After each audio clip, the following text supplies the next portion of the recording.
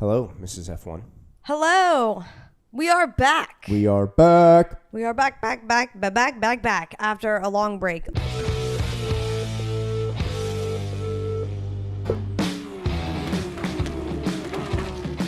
Listen, we wanted to bring you more content over the break, but we didn't anticipate how busy our break would actually be.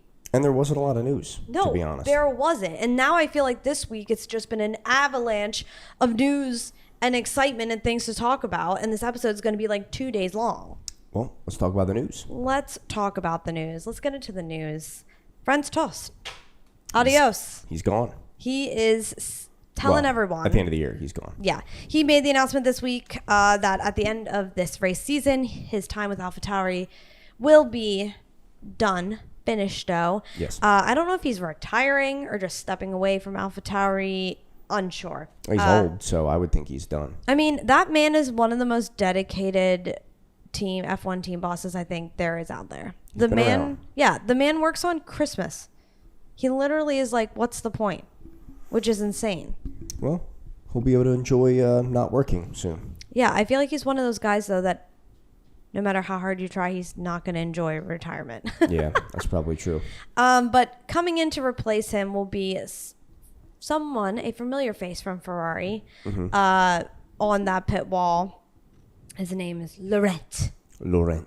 I don't know. Laurent, whatever. Yeah, I know I'm already going to get a bunch of crap for pronouncing all these names wrong today, so I don't care. Whatever. But he is on the pit wall for Ferrari. I believe he's the director of some sort. Sorry, his exact title leaves my mind at the moment. But he will be taking over as team principal for AlphaTauri. Yeah, good for him. Well, I think it's good because AlphaTauri has not been looking so hot. Well, but I mean, if you're going to pluck somebody, it wouldn't be from Ferrari if it were, my decision. I wouldn't pick a Ferrari pit wall person, strategist, engineer to take someone's place. Hell no. Yeah.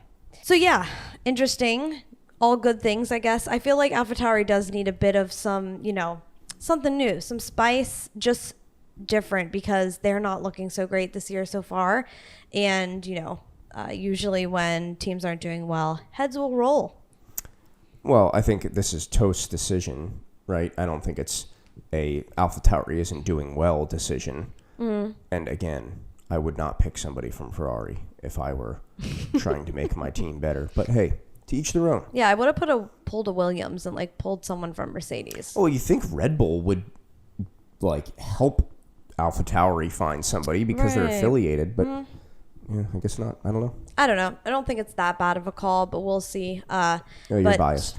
Yeah, I feel like last year we had a lot of driver, craziness and F1 team boss craziness. So that's the first one of this year. I don't think we'll see many more changes in other, team principal roles, but that is that.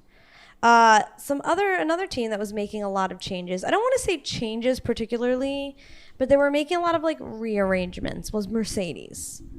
They were moving around a lot of people. Let's call it, as we would call it in the corporate world, a reorg. Things were going on there. Technical directors, engineers were getting moved around, specifically more on the factory side of things. So we're seeing Mercedes make some more internal moves toward improving their car and, their process. So it's not helping so far. So well, it's helping a little bit, but not to the point where we're seeing them winning. So they were having a lot going on over there. And then something I think that kind of went under the radar this week that I don't think a lot of people realized was the FIA did shorten in their announcement about the race this week. They did shorten the DRS zone on the main straight in Baku. And I didn't see many people talking about this, to be honest with you. I don't think it really had any effect on the race. Well, I think it was interesting the reason that they did change it. They cited that a lot of the teams last year said overtaking was too easy because of how long the DRS section was on the main straight. And I mean, that is one of the longest straights. It is the longest straight, yeah, on the calendar. So they shortened it by, I'm trying to see 100 meters is what they shortened it by.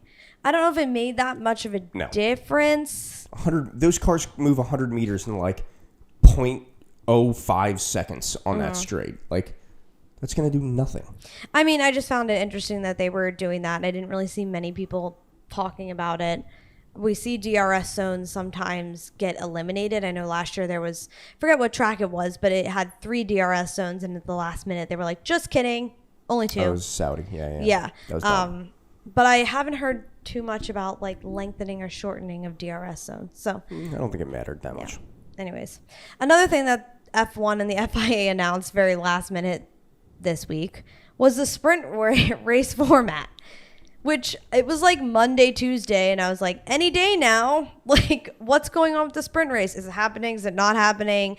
Is it happening like it did last year? Is it changing? There was already a couple of things being said over the break about like changing the format of the of the sprint. And then 2 days before the sprint was supposed to take place, we finally found out what that was going to look like. I mean, it was just another. So if you remember last year, your standings in the sprint race itself dictated where you started in the race the next day. The sprint race from last year to this year was the same race. Right. The sprint race they itself. They just added another qualifying. Right. The sprint race itself was the same. There was just 2 qualifying sessions this week. That was the only difference. But the way the whole sprint in itself, the qualifying and the race affected the race weekend was completely different.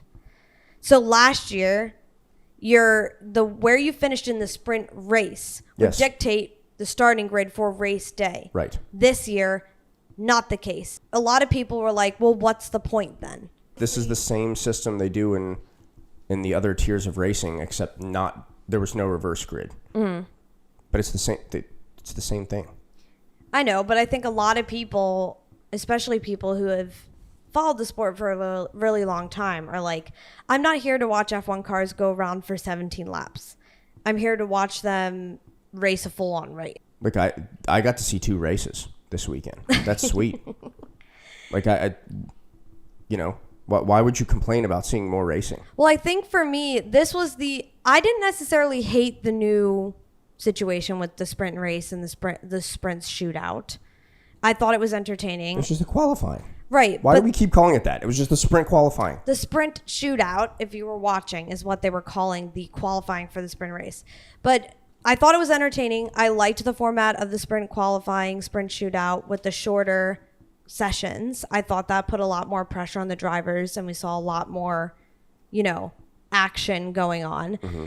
Another new rule that went into qualifying the sprint shootout was you had to do SQ1 medium tire, SQ2 soft. medium, and the last one had to be soft. Mm-hmm. And they had to be brand new tires. They could not be used. Mm-hmm. So this was the issue we ran into when we went into SQ3. If Norris and Yuki Tsunoda no longer had a set of brand new soft tires, they couldn't participate. Exactly. That to me is not fair. Why do that? Why be like, we're going to have this new qualifying format and it's going to be great and we have all these new rules around what tires you need to use. Oh, right. But these 2 teams don't have enough tires to actually participate if they make it into SQ3. So, sorry, guys. You're just going to have to sit this one out. Before the weekend started, the rules were stated. So the teams knew this. They knew before sprint qualifying started that they had to have a pair of new soft tires ready to go to participate. But at the end of the day, it was the same allotment of tires that you would get on a normal weekend. So, like, to me, I don't understand why, like, making a rule that you need to have tires ready to go and, like, you can't overuse tires. Like, why is that a bad thing? I think that's just all a part of this strategy that is F1. I don't see, like, just like if you used all of your brand new tires during FP1 and FP2, that would be dumb because you just wasted them and now you don't have fresh tires for the race. It's like this is just another variable added in and they were aware of it. So, like, to me, this is just something that teams need to prepare for. Like, it's just a strategy thing. But I think with these 2 teams, this is where you start to see, like, it come into play, like how important is points in the sprint race for you. obviously those two teams were like, screw it, we don't really care. Exactly. Which is fine at the end of the day. Which is kind of funny to me because it's two teams that actually do need points quite badly.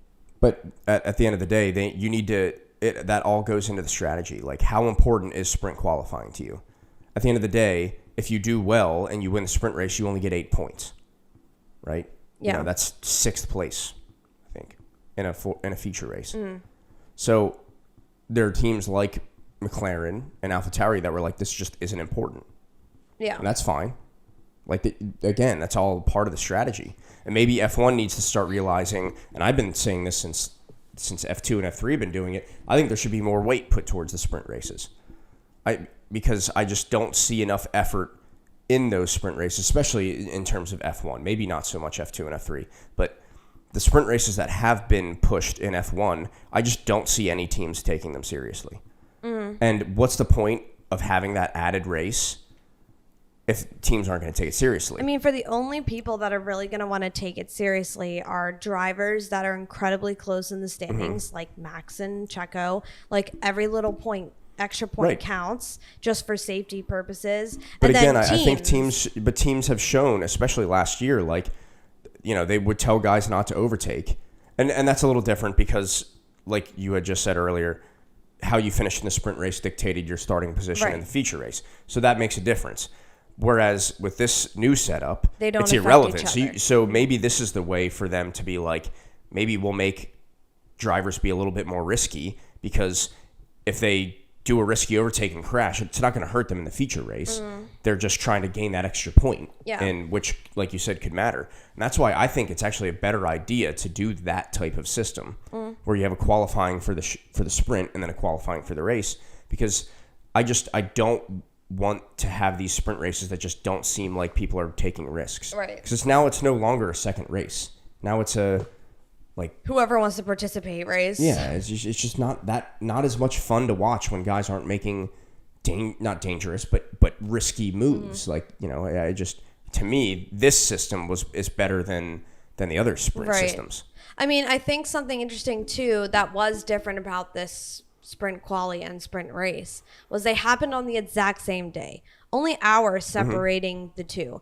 So if you damaged your car in the sprint shootout, you really did risk not being able to participate in the actual sprint race, where you actually could gain some sort of advantage of points wise for your team and yourself, i.e. Logan. Right. And we saw this with Logan Sargent. He crashed in the sprint shootout and they weren't able to get that car ready in time. So this is something that was mentioned earlier that I think is really interesting, was the last time that man drove that car before he actually raced was Saturday morning. Because there were no other practices then. Right. So, he didn't get too much racing in. So, on Friday, we had FP1 and we had qualifying for the actual feature race. So, he almost went an entire day without touching the car. Yeah. Which is a huge disadvantage, especially for a younger driver like himself who hasn't raced on that circuit in an F1 car. That's a good point. Yeah, I thought that was interesting. Also, I did hear people were complaining, like spectator-wise, qualifying's on Friday. I couldn't attend on Friday, or I couldn't watch on Friday, which I didn't even think about because I work from home. So it's really easy for me to turn it on the TV in the background or watch it on my lunch break or something, where a lot of people are at work and they couldn't do that. Right. Or if you purchase tickets, and you were like, well, I was going to purchase Saturday, Sunday, but now I missed the qualifying for the main race. Sure. Granted, you still got stuff going on Saturday. That wasn't just practice. But I thought that was interesting and something I kind of didn't think about. It is a good point. Yeah. But I mean, almost all other sports have events that aren't on a weekend, sometimes in the middle of the day, especially, I'm thinking American baseball.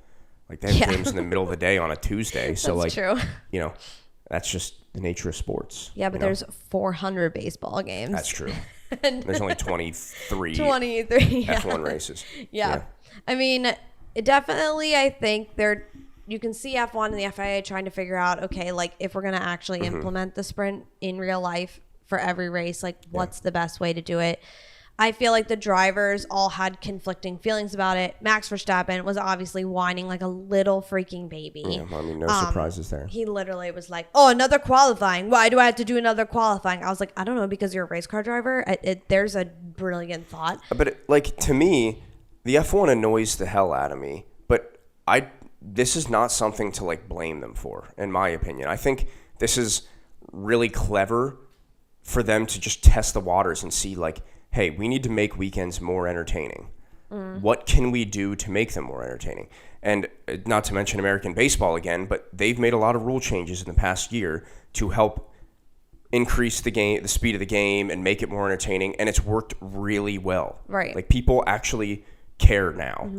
And F1 is doing the same thing. Like, as much as I can't stand the people who run F1 and they make terrible decisions almost all of the time, like, to me, this is one of the few times they've actually done something where I'm like, no, this makes sense. They're trying to make weekends more entertaining. They're trying to make it more watchable for the fans. Yeah. Like, I think they're doing a good job. Yeah, and I don't necessarily disagree with like the changes they made. I know when it first came out, I was a little confused because I just was like, okay, so there's basically there's a mini race and a real race. Like, that's how I kind of looked at this weekend.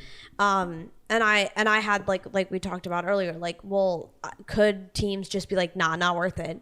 Like, more points in the feature race. We're just going to bomb this one and call it a day. Yeah. Especially because it's only top 8, not top 10. Yep. So less chances to get points. I think as a fan and as a spectator, I enjoyed it.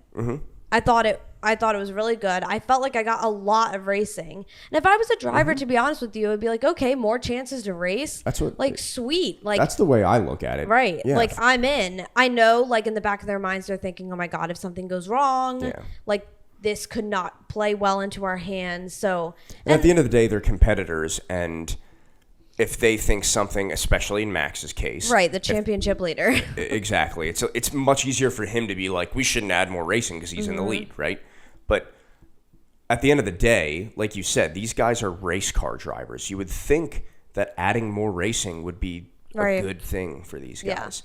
You know, I don't get it. And to be honest, like, I know, like, there are a lot of athletes, not just race car drivers, but athletes that love their routine. Every weekend when they go into a game, leading up to said game, they know exactly what's going to happen, at what time, where they have rituals. They like to keep things superstitious. Right. Most athletes are superstitious. Not just that. They just like to keep things, the race or the sport they're participating in is very unpredictable as it is. So they like to keep everything like how it used to be, get in a rhythm so they can go perform at their best. I think we really saw that rhythm being disrupted and affecting Max Verstappen this weekend. He could not stop complaining about the sprint race, the quali. Oh, this is dumb. This is about stupid. Everything. About George, about diffs. About, he seemed irritated, very easily irritated this weekend. He's always irritated. But, I maybe more so than normal. Yes. More so than normal. And I think it affected his performance in the race, which we'll get to later. But yeah, let us know what you thought about the sprint race. If you liked it, you hate it. I know I put a poll on our Instagram the other day for you guys to share your thoughts on it. When I last looked, the votes for not a fan were leading, which I was kind of surprised by. Also, if you didn't watch it, you cannot comment on it. Yeah. Like, sorry, you can't. Like, that's just how it is. Yeah. So, I know we just talked a lot about the sprint, but I know we have a couple more things we want to mention before we get into the rest of F1 weekend.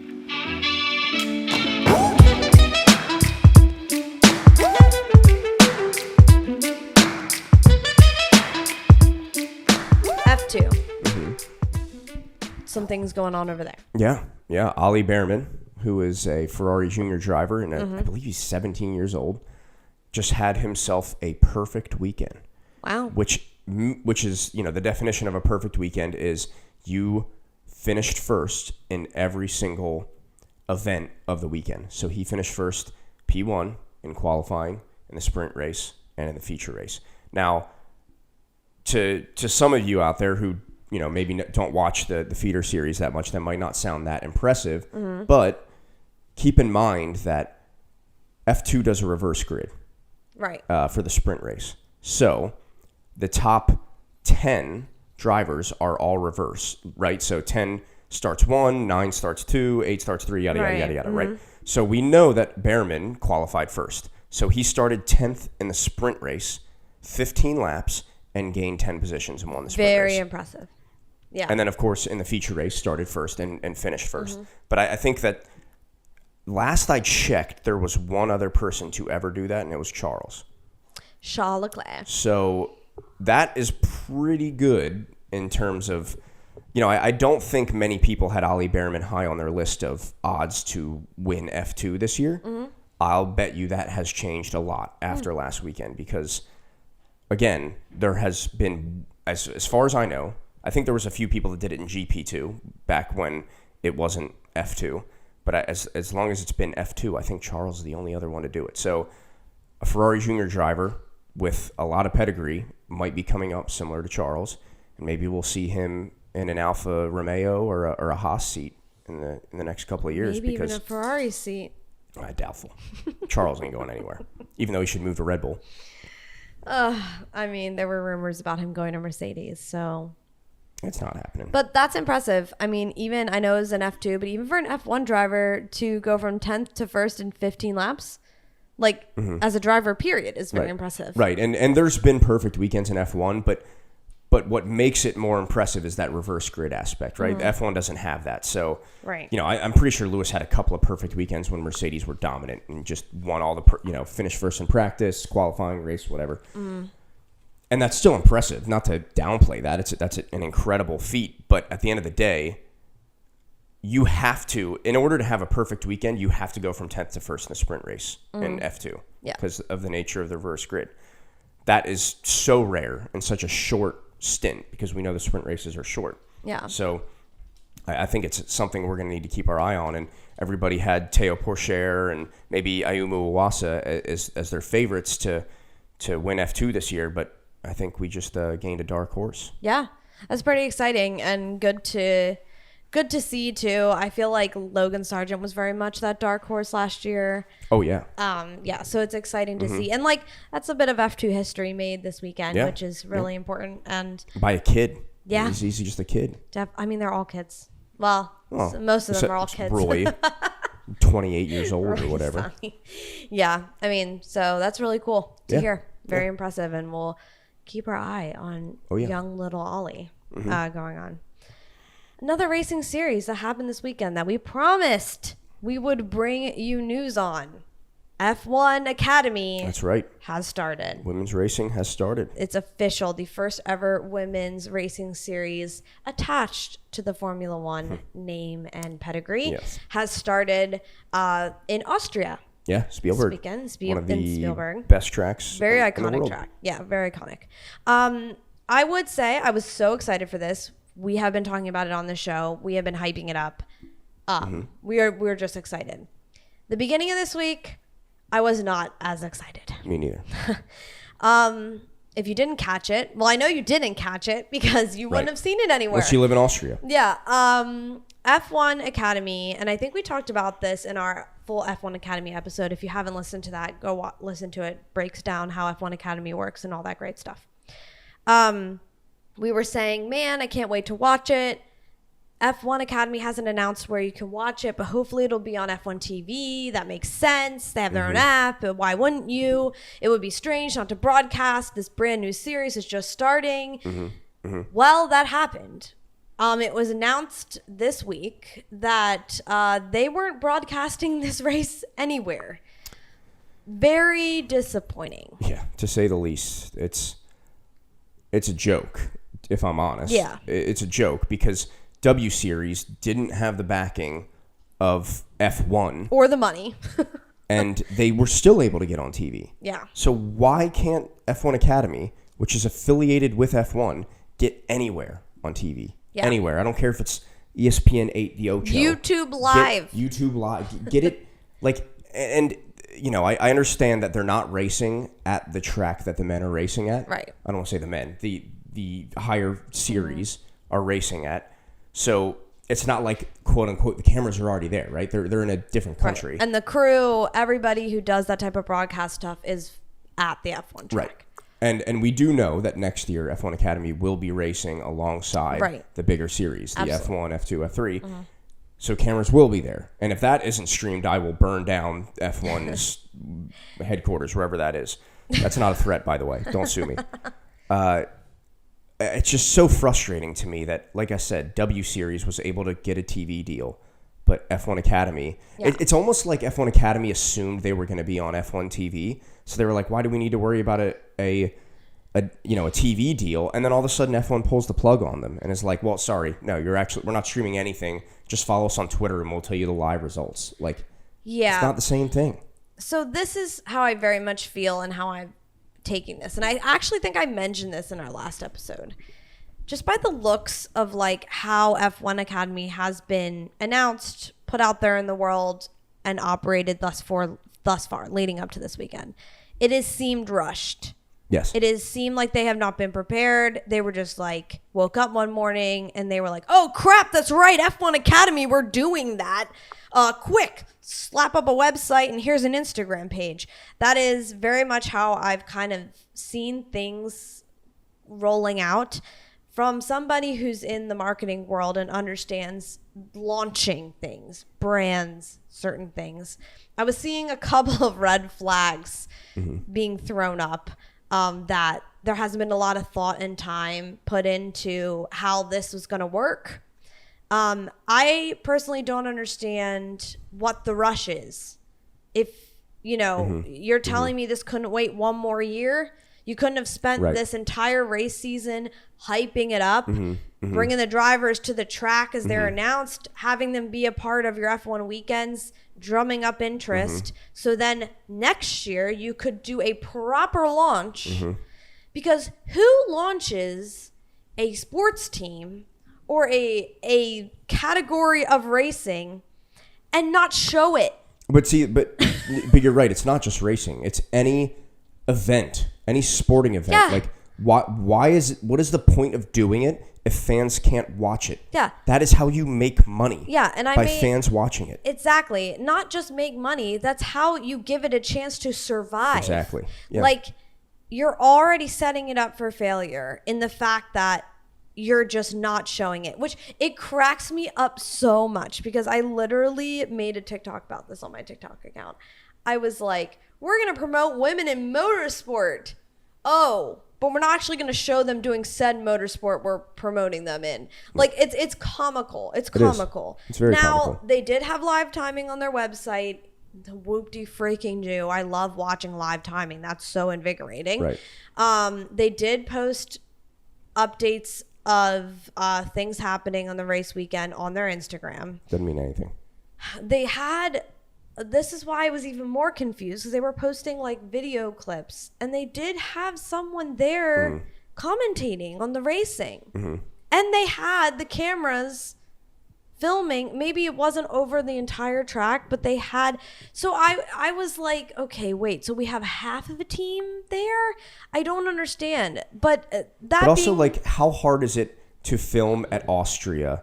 Because it's not like we haven't raced there 800 times in the history of sport. So do we not know how to film at a track that's one of the most iconic tracks in F1? Well, this goes back to my point of they are building this ship as they're sailing it. Yeah, right. They don't have the team. They don't have the people there, the capacity, the talent to execute. Now, granted, something like that is a large thing to do. Yeah. You need but again, a couple to hundred your people point, there. To your point, why not build it for a year Right. and then launch it? So I'm just a little baffled and confused. And as a fan, as a woman who loves the sport and has been very excited to see this category come about, I was so excited to watch the first race and support it. And I bet you if they did broadcast it, the numbers would have been sky high. Like the interest for this with their crappy marketing and launch of it so far has been quite large, especially within the female community. I feel like if they would have broadcast it, we would have seen incredibly high numbers, but we'll never know. Well, that I don't know about, and I think it kind of leads into the next point that we were talking about. They decided to have their first F1 Academy race after the F1, circus was on break for a month, and they had the event the same weekend, a different location. So it's like, wait a minute, you're gonna the fans that you want to watch this series, you're gonna not give them racing for a month, and then make this F1 Academy race the same weekend as this. Everyone's like, finally, we're back, race week, Raw Geek, whatever. Right? Yeah. And it's like, oh, but now you got to choose F1 or F1 Academy. Well, I don't have a choice because F1 Academy's not on TV. Right, I couldn't even watch it. But even if they did get a TV deal, they're competing with F1. Yeah. Why didn't they have their first race during the break that we had for 4 weeks? It would have made much more sense. Not even them not having a TV deal. They're now competing with all of the social media. The only way you could view or talk about it was through social media. Yeah. You're now competing with all of the social media that is F1 going on. And F2. Right. F1, F2. And not only that, not only did F1 Academy's first race happen on the weekend where F1 comes back from the longest break we've had, it also was a sprint race weekend. Yeah, right. Like it's not even like they could have done the race on a Saturday. Right. Because we had racing on Saturday too. When they were introducing a completely new sprint race format that had a lot of talk and hype around it at the moment. Well, a lot of people up in arms about it. Like, it just was like, were you trying to set this up to fail? Like, was that your goal? Because those are the vibes I am getting.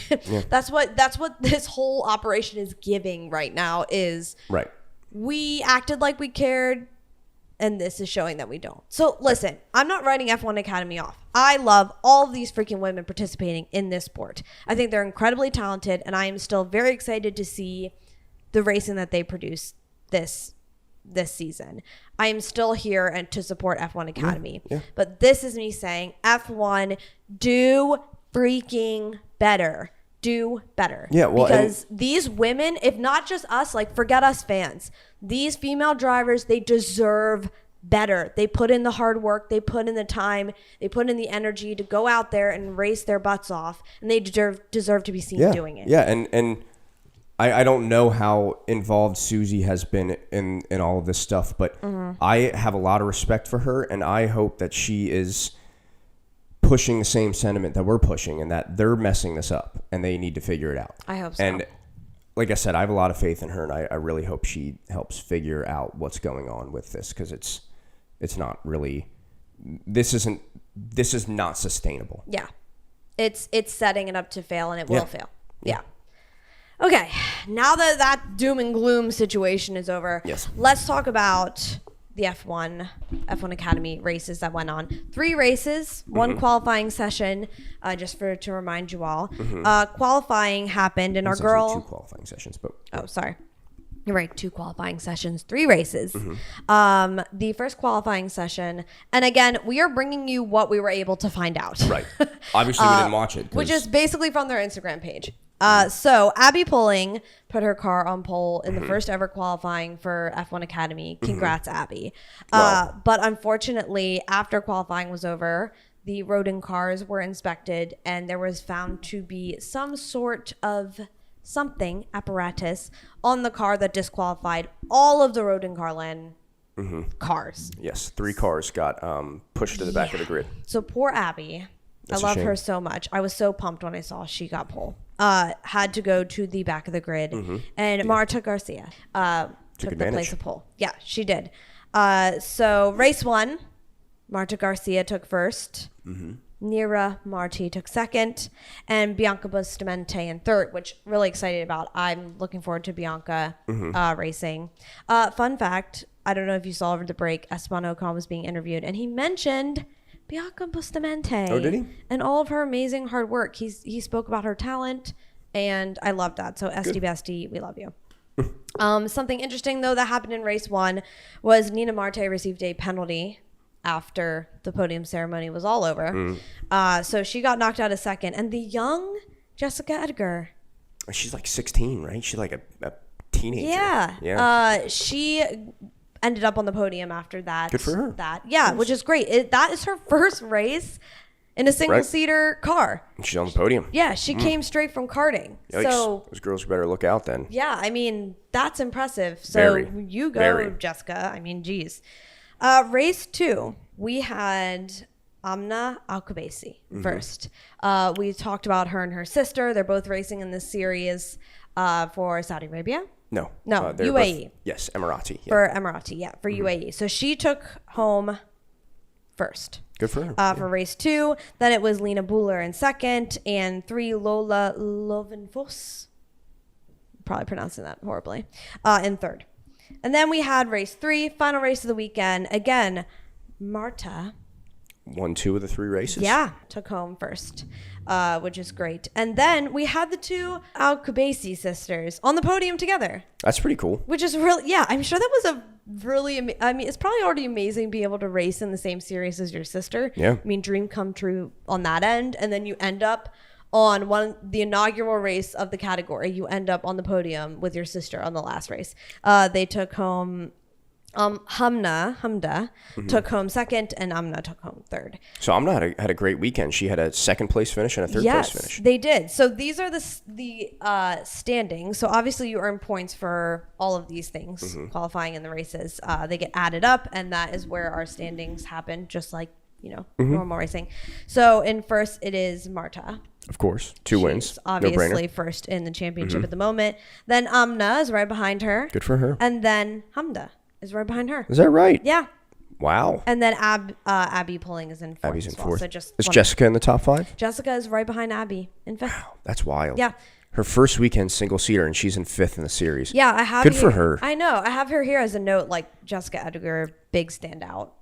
The rest of the girls better look out. If this is her first weekend in a single seater car, and she's getting a podium, did she get a podium? She got a podium. Well, yeah, right? she got on the podium. She got bumped up and got the podium. Yeah, right. But still, I mean, that's still phenomenal. Yeah. Yeah, she seems like, maybe she's still developing, but the following year, if she continues this run, I feel like she'll be dominant. Yeah. Yeah, it's good stuff to see, honestly, and it's really exciting. This is the type of stuff that I really wish I would be able to watch this race to see like how the rest of her races played out.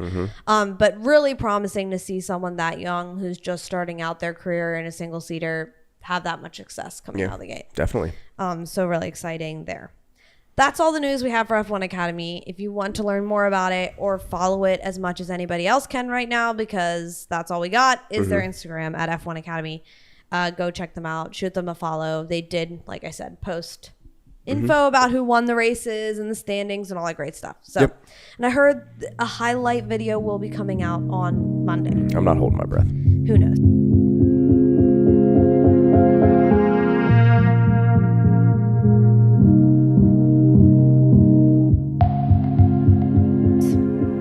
All right, let's get into F1. Right, let's get into F1. I told you, there's so much going on this week. It is an avalanche. Let's start with the sprint. Honestly, I know the sprint was literally, 24 hours ago? I forgot it. I forgot what happened. There's just so much going on. Like, it was kind of hard as a fan to keep like, oh wait, qualifying on Friday. Okay, what happened there? Because that's the starting grid for today's race. But wait, what happened in the sprint? Who got points? It kind of mushed together to me for a little bit, as much as I loved all the racing happening. But something that happened, I mean, I think we should just call these out. Sprint weekend to forget for Logan Sargent. Like we mentioned, just didn't have a great shootout performance, put his car in the wall, and then he wasn't able to participate in the actual sprint race. Well, it started out well because he qualified. He made it to Q2 on Friday, which, that was his first time he's ever done that. I saw he posted on Instagram, like, happy that I made it to Q2, but, he had a tough Q2 and didn't really move up further. But then pretty much after that session, it was kind of downhill for him, unfortunately. Yeah, it didn't play well for him, so that was a bit of a bummer. Oh, also just really quick, somebody to mention that just had a sprint race weekend to forget was poor Pierre Gasly. I mean, his practice also didn't go well. This car lighting on fire, literal fire, and then they finally got that car ready for him to race in this shootout. And he put it into the wall, like not even a full lap in. So it just didn't go out well, and he didn't have a good sprint race either. So it wasn't fantastic for him. Some drama, I guess that you could say, that happened in the sprint race was between Max and George. Yes. They went into turn 2, I believe. They were side by side coming into that George turn. had an epic start on that race. He definitely had a better start than Max, for sure.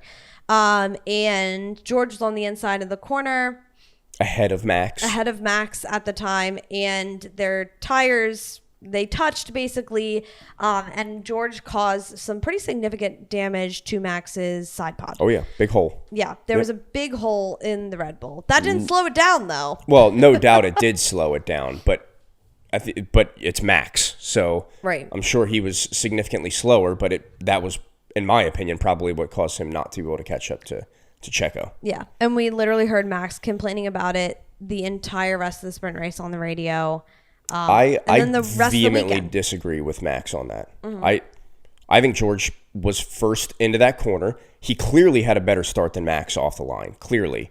And I don't really think Max can argue that. He's ahead in the corner. Yes, he's on the inside. It's not the racing line. But at the end of the day, Max would do the same thing in George's position and just expect the other person to bow out. Right. But, I mean, George knows that Max isn't going to bow out of that kind of move, so he gets a hole in his side pod.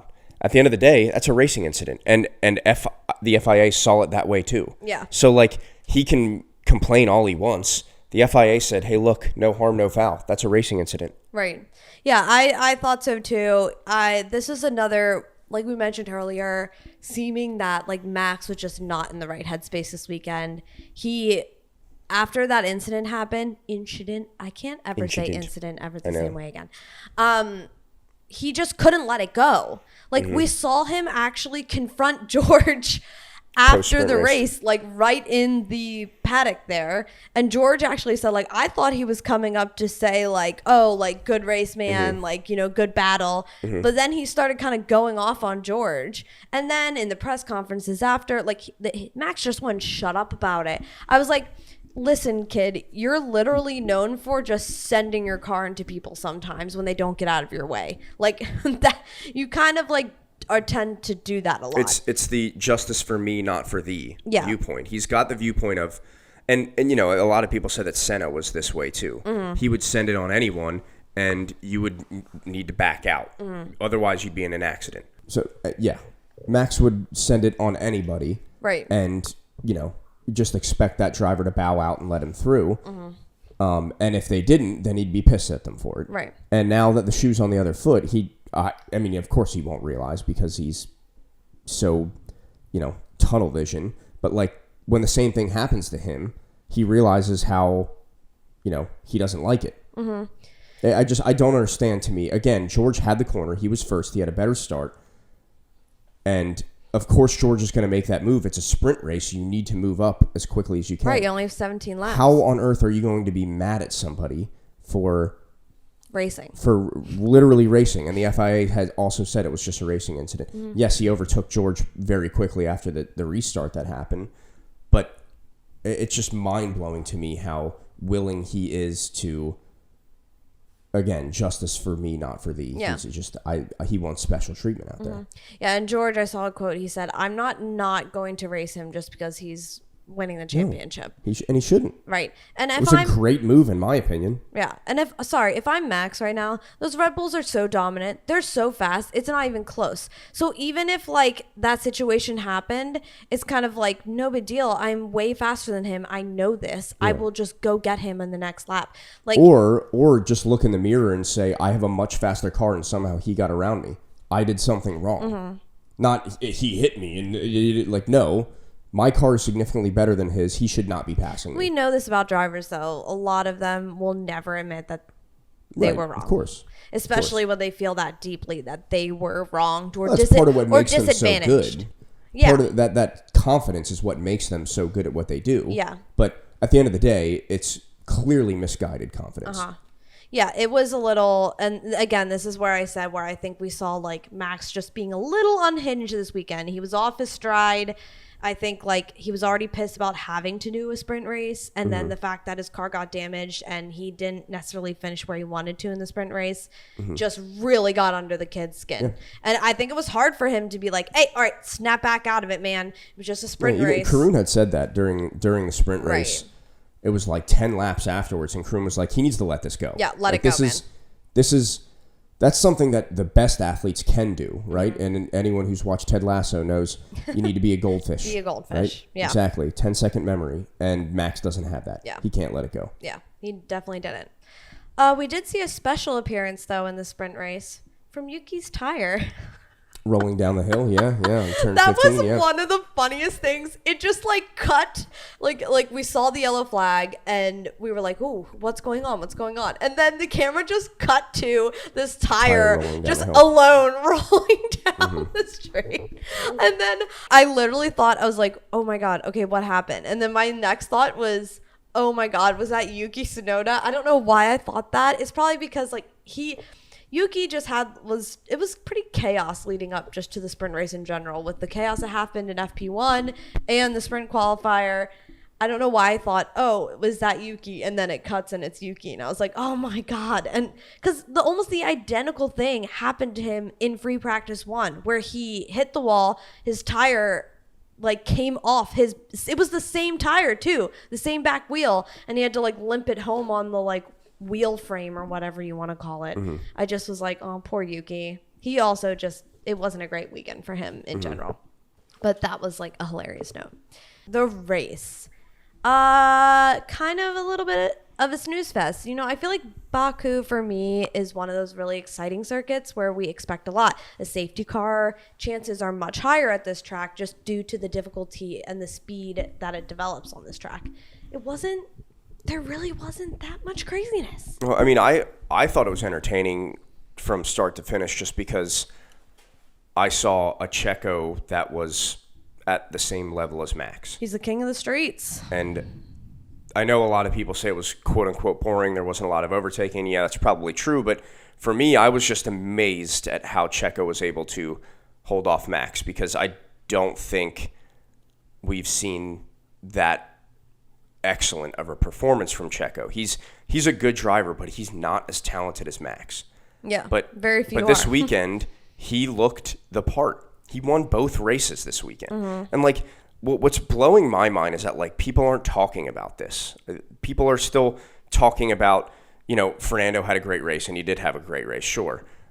Charles finishing P3, which is great. You know, I mean he was clearly the best car besides the Red Bulls. Yeah, but people aren't talking enough about the fact that Checo just beat out the best driver in the world for the past 2 years pretty handily for 2 straight races in a weekend. And yes, he's the street circuit king, whatever that means. But I am truly... that performance has made me change my mind in that I said at the beginning of the year, Max is going to run away with this championship. It's not even going to be close. And yes, Max is probably still going to win the championship this year. But I don't think Checo will be that far behind, especially if he performs like he did this weekend. No, I agree. He has a chance to win a championship. Yeah. I mean, I agree with you. I think his performance today was great. I do think, not to discount like how well he drove today, because he did, but he definitely benefited from that safety car. Max, they brought Max into the pits, and it just was one of those things where they just weren't quick enough to react to De Vries going into the wall there. And I think, but that's what makes like some of the best drivers. And like you said, when your teammate is the best driver in the world currently, this is where you take advantage. You take every inch you get. Like, you take advantage of that. And he did. He fully did. He was like, all right, this is it. This is my chance. It most certainly gave him track position. There's no arguing that. You know, he inherited first place from that safety car. But he kept Max 2.5 seconds behind him for 40 laps. Yeah. That is impressive. And again, yes, there wasn't a lot of overtaking. It might have been a boring race outside of that. The entire time, I was just waiting for Max to gain time on Checo and get around him, and it didn't happen. It didn't. Yeah, he did a great job with keeping the gap and also just outperforming Max in some of the areas he knew Max was weaker at. He not just capitalized on, like, he knew, okay, I can grab a 10th here, a 10th here. He really just dominated the majority of the track. I remember at some point in the race, they showed like where Max was excelling on the track over Checo. And really the only areas where Max was doing better than Checo was because he was picking up some sort of slipstream. It was just the straights, and he was getting the slipstream from Checo. So yeah, I mean, all the slow speed corners Checo was beating him on. Yeah. That's unheard of. Yeah. You know? So amazing performance from him. I mean, the Red Bulls, again, just overall, they looked so fast. I just, Charles obviously was starting the race in first on pole because he got pole in qualifying on Friday. But in my heart, I was like, well, best case scenario for you, buddy, is third. Yeah. Because the Red Bulls are just so fast. It's stupid. They made such quick work of Charles. Without DRS, they were saying on TV during the commentating, the Red Bulls were already 8 kilometers faster on the streets without DRS. Yep. What the heck? What are they putting nitrous oxide in, mixing it in with the gasoline? A dominant car. They will more than likely win every race this year. So it's just crazy to see how fast those freaking Red Bulls are. And then when they have the DRS open, just watching it is honestly like my mouth just drops. I'm like, holy crap. They just launch. It literally looks like they hit some sort of button that's like launch mode. And they just completely, it's insane to me. So, I mean, I think Charles did a great job with the hand he was dealt today. To put it on pole was impressive in and of itself. Absolutely. He had zero chance of winning that race, barring a double Red Bull DNF, which is unlikely. Yeah. And I think a lot of people expected Charles to maybe even fall further behind because we've seen also how dominant the Aston Martins have been like thus far through the season. It's crazy to think this is only the fourth race in the season. But the Aston Martins really weren't anywhere to be found in this race. Fernando was less than a second behind Charles at the end of the race. Right, but compared to like where they finished the past, they've dominated over the Ferraris easily in the past 3 races until this race, I would say. This is the first time where I was like, the Ferrari is definitely faster than the Aston Martin at this moment. I mean, I don't know if that's true. I think that at the end of the race, it really looked like the Aston Martin was just as quick. And had Fernando had 2 more laps, he might have overtaken Charles. But I mean, again, Lance was far behind because he's not as good as Fernando is, not really close. And the same thing with Carlos. He was not very close. Yeah. It's pretty interesting to me to see how one-sided those 2 teams are. Like Fernando is significantly better than Lance. And Lance is not that bad of a driver. I think a lot of people give him crap for being rich guy's son. Right. Lance is a good driver, but I think it just goes to show you how good Fernando is at 800 or whatever age he's at now. Yeah. And Charles, I didn't think. Well, we had races last year where Carlos and Charles looked even keel. There were races where Charles looked better. There were races where Carlos looked better. It's not even close this year. Charles is significantly better than Carlos. Even with his terrible luck, right. It's so obvious how much better Charles is than Carlos, which is not a good look for Carlos. He's going to have to figure some stuff out. Especially this weekend. I feel like Charles made Carlos look like a bit of a sad story. Yeah. Charles, was proving the pace was there. They were saying that the improvements they've made over the break are obviously showing. Charles said he felt more comfortable in the car. It was obviously quicker. And this is great progress from where they were 3 races ago. But yeah, great progress for Charles. Not so much on Carlos's side of the garage. I don't know what was going on there. He just seemed to be struggling a lot. And I don't know if it's just his track.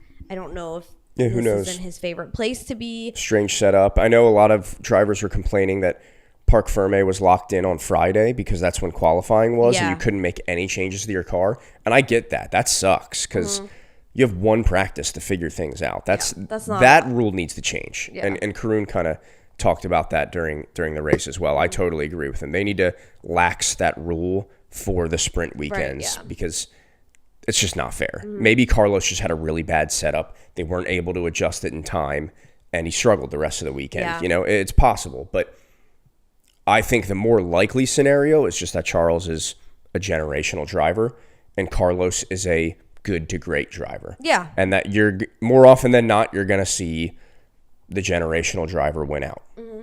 And I think too, something unique that was going on this weekend was the tires. The temperatures were fluctuating a lot on that track. We saw a lot of heavy deg on Saturday. Not so much today. The track was a bit cooler because everyone was very, very worried about the tires just completely falling off like we were seeing. I think more today in the race we saw drivers getting a handle on how to work their tires in so they wouldn't just fall off a cliff basically. Because I was shocked at how long some of those people were able to run on that hard tire. I mean, aka Esteban Ocon and Nico Hülkenberg who ran the entire race to the last lap. Yeah, exactly. And you know, to me, it was probably a mistake for Pirelli to bring the softest range of tires. I don't think that makes a ton of sense. And it looked like it was hot that weekend, so that always, adds to deg. And I would have thought they probably should have went up a grade of hardness on their tires. But, the soft tires looked completely useless, especially in the sprint race. People were getting rid of them almost right away. Oh my God, yeah. The medium tires were okay, but I mean, everybody was on the hard tire. I mean, the medium tires, what everybody started on for the race, but pretty quickly everybody switched to the hard tire, especially when the safety car came out. So we saw people pitting as early as lap 6. Yeah, exactly. And it just goes to show you, I think teams realized the hard tire was really effective. The C3 or whatever it was, was really effective on this track. And like you said, Esteban and Nico ran the entire race. Now, granted, Esteban held everybody up. He was 30 seconds away from the next closest car, whatever it was. Yeah. But at the end of the day, they made it work. And, thank God he didn't kill anybody at the end of the race trying to put the new tires on. But it's still, it was able to work out. I was shocked that the hard tire was able to go 50 laps. I was too, because we were like 15, 20 laps to go, and they were like, no, this is going to be a one-stopper for these guys. They're going to stay. I was like, really? Because I was thinking of like, man, Saturday seemed to be a bit of a crapshoot with these tires. Like, we're going to go the whole way, but they did. And we saw even people getting faster, like Fernando Alonso on his hard tire. So obviously they were able to figure that out and just get those tires into a sweet spot, which as a driver is part of your job, like to figure out how to, ease those tires into the race, not go too hard on them at first, and then you can ride them out nicely for the rest of the race. So I thought that was really, really interesting. Another team that I thought looked better this weekend were the McLarens. Definitely a better weekend for them. Nothing insane, still middle of the pack, but they just looked better. Lando looked more confident in that car. Had a great overtake on Nico Hülkenberg. I forget what turn it was, but it was a turn where you commonly don't overtake. He did a great job doing so. And Oscar Piastri had a decent weekend as well, even in the sprint and the sprint qualifying and the race today. So, positive things coming from that side of the teams, but I don't know, because they just seemed so horrible 3 races ago, and they're not looking as bad as they were. Because I kind of counted them out at the beginning of the season. I was like, that's it. Like Daniel Ricciardo's sitting at home with this $21 million laughing his butt off at this situation. But they looked a bit better. Nick de Vries, the only person to bring out a safety car in this race, he just seemed to struggle this weekend. Yeah, he had a rough weekend. Yeah, he was just kind of tapping the walls wherever he could. Now, granted, this is a tough track. That happens often. We saw Max Verstappen just ever so slightly kissing the wall multiple times during the race. But Nick, he just... I said this to you the other day. I'm eating my own words because I was like, Nick's going to blow Yuki Tsunoda out of the water this year, and it's not looking like that. Right. I mean, Nick is looking not fantastic. What do you think is going on there? I don't know. Maybe it's just growing pains, just trying to figure out an F1 car. Yeah. Not sure. I don't know. But he brought out that safety car and was unfortunate I had to DNF. And then we did have one other DNF, Guan Yu Zhou. I didn't even know that. He DNF'd toward the end of the race. Okay. I don't even know where you were at that point. Yeah. And then his teammate, Valtteri Bottas, 3 pit stops. Oh, yikes. Like, what? Why? Yeah, what maybe- was happening? Well, maybe Alfa Romeo had an issue. You know, they had to DNF Joe and Valtteri had issues. To pit 3 times in a race that should be a one-stopper? Yikes. Actually, really, really quickly, let's talk about the incident at the end of the race with the pit lane, Parc Ferme situation. Obviously, Esteban Ocon, it was the last lap of the race. He had to come in and pit or he would be completely disqualified. He had not done a pit stop yet. Nico Hulkenberg did his pit stop, I think 2 laps before the end of the race. Yeah, something like that. People were coming out into the pit lane. The Red Bull mechanics were coming out to, like, you know, they go to the fence. They start to celebrate. Which is now against the rules. Photographers, press start to come out, into people who in the garages just start doing stuff they need to do. And everyone kind of forgot that Esty Bestie still needed to come in and make a stop. I don't know if they thought he wasn't coming in. Like, for sure, surely, he has a half of lap to get in here and finish this off here. I don't know what was going on there, but it got dangerous. Like, he almost ran over several photographers, which, first of all, kudos to Esteban Ocon for not giving an absolute crap. He was like, as fast as I can go, I'm either running you over and you're going to become stuck in my front wing or you're going to get out of my way. But it's also very dangerous. Yeah, I mean, somebody messed up at the end of the day. It happens. Like, you have to be aware. You have to know that one of the drivers hasn't pitted yet, so he's going to come in or he'll get disqualified. I mean, it's rare that stuff like this happens, and that's why, honestly, this probably happens on more weekends than not, where people flood the pits on the last lap. But we'll never notice it because nobody's going into the pits on the last lap. Well, they're never shown. Yeah, they never show unless pits. Somebody's going for fastest lap, which actually George did and took it. So if it wasn't just Esteban, it was George who also came in. Well, George came in on second last lap. But anyway, yeah, somebody messed up. Those photographers shouldn't have been there. It would have been funny if he like bumped one of them. It came close. I would have laughed. I mean, obviously not like nobody getting hurt, but it would have been funny if he bumped somebody.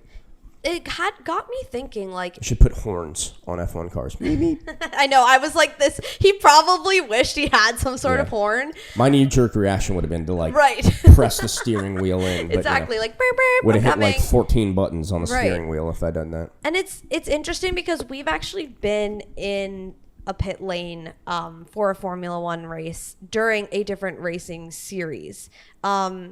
And they do have ways when racing isn't going on to let you know someone is coming down the track, a car, something is coming. It got me thinking, like, is there a procedure? Like, when do they know, like, okay, green light, you can go out there? Or is it just like hey, I think it's over.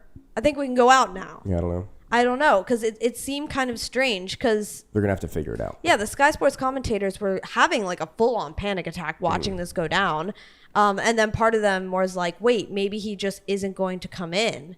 And then it was a close call. Obviously, the FIA needs to take a look at that and maybe put in some sort of safety measures. Because like you said, like, what if you're coming in for the fastest lap on the last lap? Like, it is dangerous. Yeah, they need to figure it out. Yep. It's dangerous. So glad everyone's okay.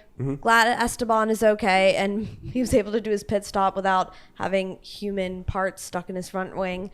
But yeah, that was insane.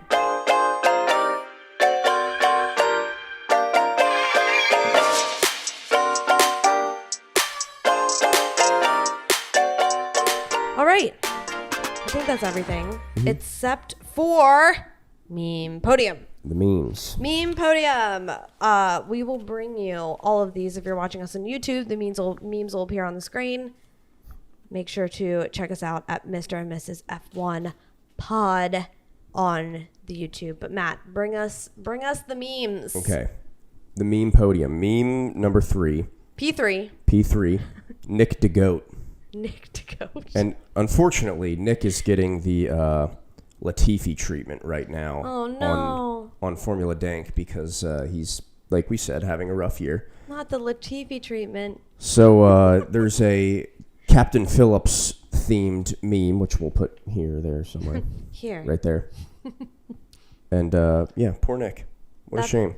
That's the one where the movie, right, where he goes, "I am the captain now." Yes, exactly. And that's what the meme is. Yes. The Tom Hanks one. And then in second place on the meme podium P2 is a picture of Esteban Ocon running down a rally road with lots of people standing in the middle of the road. To those who saw the end of the race, Ocon almost murdered somebody. So no chill.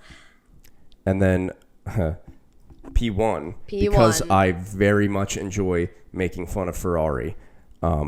It's a video of a guy on a bicycle getting overtaken by a car. It says Leclerc defending the Red Bulls, which I thought was really funny. I'm laughing because it's so true. Yeah. But it's not just Leclerc. It's like anyone who tries to defend against the Red Bulls is like that bad. Yeah. All right, admin of the week. I mean, this week and last week with the Alonso Taylor Swift dating rumors. I mean, the content was flowing through social media. It was great. Even the Sky Sports commentators got in on the fun and were making some T Swift Alonso dating digs during the live commentating, which Karun Shandoff, you are my hero. Thank you so much for all those Taylor Swift just like little nuggets. We do need to acknowledge how good Karun is at his job. Karun, we love you. Karun is fantastic. But I gotta give it to the admin who's running Fernando Alonso's Instagram.